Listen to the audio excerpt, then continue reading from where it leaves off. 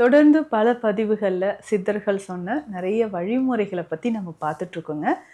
இந்த பதிவுல என்ன பார்க்க போறோம் அப்படின்னா, சருமத்தில் ஏற்படக்கூடிய நமக்கு சில பிரச்சனைகள், அதுலயும் இந்த மருக்கள் அப்படின்னு சொல்றது வாட்ஸ் ஆமால்ல நெறைய இருக்கே அப்படின்னு நம்ம யோசிப்போம். மரு வந்துச்சுன்னா பெருசாகிக்கிட்டே போகுது டாக்டர். இருக்க இருக்க பெருசாகிட்டே போகுது. அது தனியா ஒரு குரோத் மாரியும் தெரியுது. இல்ல அந்த ஸ்கின்னோட அப்படியே நமக்கு அட்டாச் ஆயிட்டு ஸ்ப்ரெட் ஆகிட்டே போகுது அப்படின்னு நம்ம சொல்றோம். ஸோ இந்த விஷயத்த நம்ம எப்படிங்க ஹேண்டில் பண்ணலாம்? மருக்கள் இருக்கக்கூடிய விஷயத்த நம்ம எப்படி ஹேண்டில் பண்ணலாம்? இல்ல ஒரு சிலருக்கு என்னன்னா அந்த டெட் செல்ஸ் உடல்லயே அந்த டெட் செல்ஸ் வந்து தேங்க ஆரம்பிச்சிடும். டெட் செல்ஸ் வந்து தேங்கி தேங்கி மறு மாதிரி உருவாக ஆரம்பிக்குது. எதனால இந்த டெட் செல்ஸ் உடல்ல அப்படியே இருக்கு அப்படின்னு கேட்டிங்கன்னா, சிலருக்கு நார்மலா வெளியில வர ஆரம்பிச்சிருங்க. இல்லன்னா ஒரு சிலருக்கு டாக்ஸின்ஸ் உடல்ல நெறைய இருந்துச்சுன்னா, அது எல்லாமே ஒண்ணு சேர்ந்து டெட் செல்ஸா நமக்கு உருவாகி மருக்களாக வர ஆரம்பிக்கும். ஹெல்த்தியா நம்ம உடல்ல இருக்கக்கூடிய கழிவுகளை வெளியேற்றுவதற்கான நம்ம வழிமுறைகளை ஃபாலோ பண்ணணும். இப்போ கழிவுகளை வெளியேற்றும் நிறைய வழிமுறைகள் இருக்கு. அதை நீங்க ஃபாலோ பண்ணிக்கலாம். என்னென்ன வழிமுறை டாக்டர் அப்படின்னு கேட்டிங்கன்னா, ஈஸியா நான் சொல்ற ஒரு கஷாயம் நீங்க குடிச்சிக்கலாம். என்னென்ன சேர்த்து இந்த கஷாயம் நம்ம குடிக்கணும் அப்படின்னா, Welcome to Nitya's Varam, where ancient Siddha tradition meets modern healing. Experience the difference. வரம் நேயர்களுக்கு வணக்கம். நான் டாக்டர் நித்யா, சித்தா ஃபிசிஷியன். தொடர்ந்து பல பதிவுகளில் சித்தர்கள் சொன்ன நிறைய வழிமுறைகளை பற்றி நம்ம பார்த்துட்ருக்கோங்க. இந்த பதிவில் என்ன பார்க்க போகிறோம் அப்படின்னா, சருமத்தில் ஏற்படக்கூடிய நமக்கு சில பிரச்சனைகள், அதுலேயும் இந்த மருக்கள் அப்படின்னு சொல்கிறது வாட்ஸ் ஆமால்ல நிறைய இருக்கே அப்படின்னு நம்ம யோசிப்போம். சிலருக்கு முகத்தில் நிறைய மருக்கள் வர்றது, கழுத்தை சுற்றிலும் நிறைய மருக்கள் வர்றது, உடம்புல பேக் சைடில் அண்டர் ஆர்ம்ஸில் இந்த மாதிரி உடல் முழுவதுமே மருக்கள் வர்றதை நம்ம பார்க்குறோம். ஒரு மரு வந்துச்சுன்னா பெருசாகிக்கிட்டே போகுது டாக்டர். இருக்க இருக்க பெருசாகிட்டே போகுது. அது தனியாக ஒரு குரோத் மாதிரியும் தெரியுது. இல்லை அந்த ஸ்கின்னோட அப்படியே நமக்கு அட்டாச் ஆகிட்டு ஸ்ப்ரெட் ஆகிட்டே போகுது அப்படின்னு நம்ம சொல்கிறோம். ஸோ இந்த விஷயத்த நம்ம எப்படிங்க ஹேண்டில் பண்ணலாம்? மருக்கள் இருக்கக்கூடிய விஷயத்த நம்ம எப்படி ஹேண்டில் பண்ணுறது? மருவை வந்து பேசிக்காக நம்ம எப்படி தவிர்க்கலாம் அப்படின்ற விஷயமும், மருக்கள் இருந்தால் ஹோம் ரெமடிஸ் ஏதாவது இருக்கா, இல்லை இதுக்கு சர்ஜரி தான் ஒரு முக்கிய தீர்வா அப்படின்ற மாதிரிலாம் நிறைய பேருக்கு டவுட் இருக்குங்க. மருக்கள் அப்படின்னு சொல்கிறது சில வகையான இன்ஃபெக்ஷன்னாலையும் நமக்கு வரலாம், சரிங்களா? ஸோ தொற்றுனாலையும் நிறைய பேருக்கு மருக்கள் வரலாம். அது ஸ்கின்லேயே இருந்து மருக்கள் மாதிரி டெவலப் ஆகுது, ஒரு க்ரோத், எக்ஸ்டர்னல் க்ரோத் மாதிரி டெவலப் ஆகுது. இல்லை ஒரு சிலருக்கு என்னென்னா அந்த டெட் செல்ஸ் உடல்லையே அந்த டெட் செல்ஸ் வந்து தேங்க ஆரம்பிச்சிடும். டெட் செல்ஸ் வந்து தேங்கி தேங்கி மறு மாதிரி உருவாக ஆரம்பிக்குது. எதனால இந்த டெட் செல்ஸ் உடல்ல அப்படியே இருக்கு அப்படின்னு கேட்டிங்கன்னா, சிலருக்கு நார்மலாக வெளியில் வர ஆரம்பிச்சிருங்க.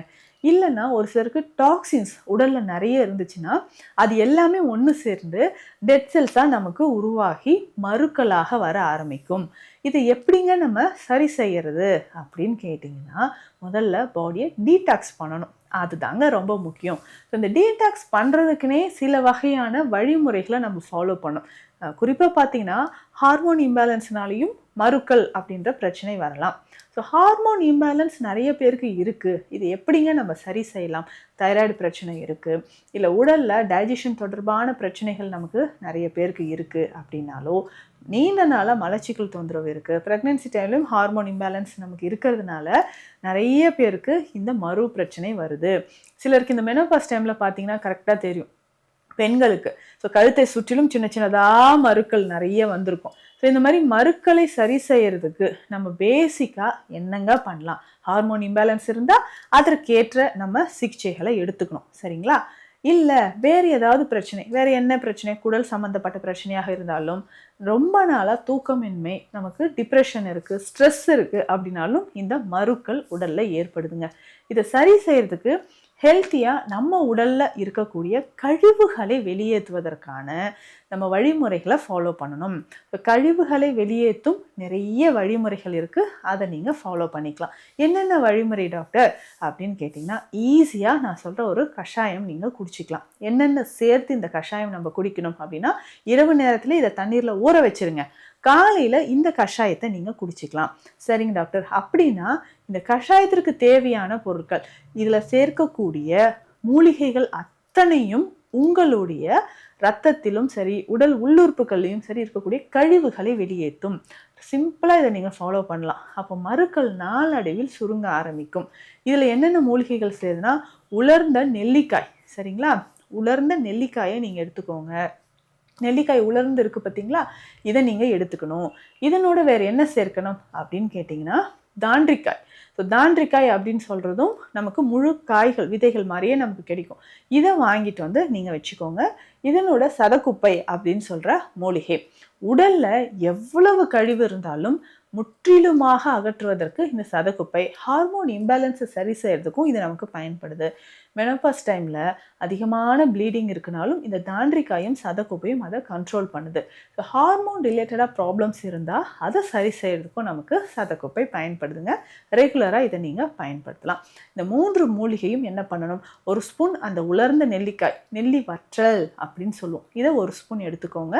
சதக்குப்பை 1 ஸ்பூன், தாண்டிக்காய் அது வந்து இவ்வளோ பெரிய காய் மாதிரி இருக்கும், உடச்சி பாதி அளவு இதை எடுத்துக்கோங்க. 2 கிளாஸ் தண்ணீர் விட்டுருங்க. சரிங்களா, 2 கிளாஸ் தண்ணீர் விட்டு இரவு முழுவதும் அது அப்படியே ஊறட்டும்.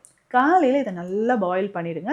ஸோ பாயில் பண்ணிவிட்டு அந்த 2 கிளாஸ் தண்ணீர் 1 கிளாஸ் வந்ததுக்கப்புறம் ஃபில்ட்ரு பண்ணிவிடுங்க. சரிங்களா, ஸோ ஃபில்ட்ரு பண்ணிவிட்டு ரெகுலராக இதை நீங்கள் ஃபாலோ பண்ணிக்கிட்டே வாங்க. உடலில் நிறைய மாற்றங்கள் நமக்கு நடக்க ஆரம்பிக்கும்.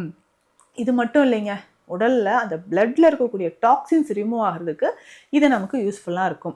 அப்போ தொடர்ந்து இதை நீங்கள் ஃபாலோ பண்ணிட்டே வாங்க, உடலில் இருக்கக்கூடிய டாக்ஸின்ஸ் ரிமூவ் ஆகும். டாக்டர், இந்த மருக்கள் போகிறதுக்கு நான் என்ன பண்ணலாம்? ஸோ சேஃபாக வீட்லேயே நம்ம அப்ளை பண்ணக்கூடிய ஆயில் ஏதாவது இருக்கா அப்படின்னு கேட்டிங்கன்னா நிச்சயமாக இருக்குங்க. இந்த ஆயிலை நீங்கள் அப்ளை பண்ணிகிட்டே வாங்க, நல்ல ரிசல்ட் உங்களுக்கு கிடைக்கும். ஸோ இந்த ஆயிலில் என்னென்ன சேர்க்க போகிறோம் அப்படின்னா, குப்பை மேனி இலைகள். சரிங்களா, தேங்காய் எண்ணெய் நீங்கள் எடுத்துக்கோங்க. குப்பை மேனி இலைகள் நமக்கு தேவை. இதனோட வேறு என்ன சேர்க்கணும், இந்த தேங்காய் ஓடு இருக்குது பார்த்தீங்களா, சிரட்டைன்னு சொல்லுவோம், இல்லை கொட்டாங்குச்சி அப்படின்னு ஒரு சிலர் சொல்லுவாங்க. இந்த சிரட்டையை நீங்கள் என்ன பண்ணுறீங்கன்னா நல்லா கறியாக்கி எடுத்துக்கோங்க. கறியாக்கி எடுத்துகிட்டு பவுடர் பண்ணி இந்த கறி உங்களுக்கு கொஞ்சமாக ஒரு 3 டீஸ்பூன் அளவுக்கு எடுத்துக்கோங்க. சரிங்களா, குப்பை மேனி இலைகள் இருக்குது, அதுக்கப்புறம் இந்த சிரட்டை கறி நம்மக்கிட்ட இருக்குது, வசம்பு, குப்பை மேனி எவ்வளோ எடுக்கிறீங்களோ அந்த அளவுக்கு வசம்பு பொடியும் ஒரு 2 டீஸ்பூன் அளவுக்கு எடுத்துக்கோங்க. மஞ்சள் ஒரு 2 டீஸ்பூன், எல்லாத்தையும் ஒன்றாக சேர்த்து தேங்காய் எண்ணெயில் காய்ச்சணும். ஸோ தேங்காய் எண்ணெய் எவ்வளோங்கன்னா ஒரு 200 ml போதுங்க. நல்லா கான்சன்ட்ரேட்டடாக திக்காக இந்த ஆயிலை நம்ம ரெடி பண்ணி எடுத்துக்கணும். ஸோ ஃபில்டர் பண்ணி எங்கெல்லாம் உங்களுக்கு மருக்கள் இருக்கோ அந்த இடத்துலலாம் நீங்கள் அப்ளை பண்ணிக்கிட்டே வரலாங்க. மருக்கள் இருக்குது, இல்லை ஹைப்பர் பிக்மெண்டேஷன் கருமை நிற திட்டுக்கள் இருக்குது அப்படின்னா அந்த இடத்துல மட்டும் நம்ம இந்த ஆயில் அப்ளை பண்ணிக்கிட்டே வந்தீங்கன்னா கொஞ்சம் கொஞ்சமாக அந்த மருக்களோட சைஸ் நமக்கு குறைய ஆரம்பிச்சிரும்.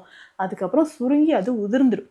அதுக்கப்புறம் நீங்கள் டெய்லி என்ன பண்ணணும்னா மஞ்சள் தேய்த்து குளிப்பது ரொம்ப ரொம்ப அவசியமான ஒரு விஷயம். சரிங்களா, மஞ்சள் தேய்ச்சி குளிச்சுக்கோங்க. வாரம் 1 முறை பஞ்சகல்ப குளியல் பொடியை பயன்படுத்துங்க. இப்படி பயன்படுத்திக்கிட்டே வரும்போது சரும பாதிப்பும் வராது, மருக்களும் உங்களுக்கு மறைய ஆரம்பிக்கும். இது தொடர்பான மருத்துவ ஆலோசனைகளுக்கு ஸ்க்ரீனில் இருக்கிற நம்பருக்கு கான்டாக்ட் பண்ணுங்க. நன்றி.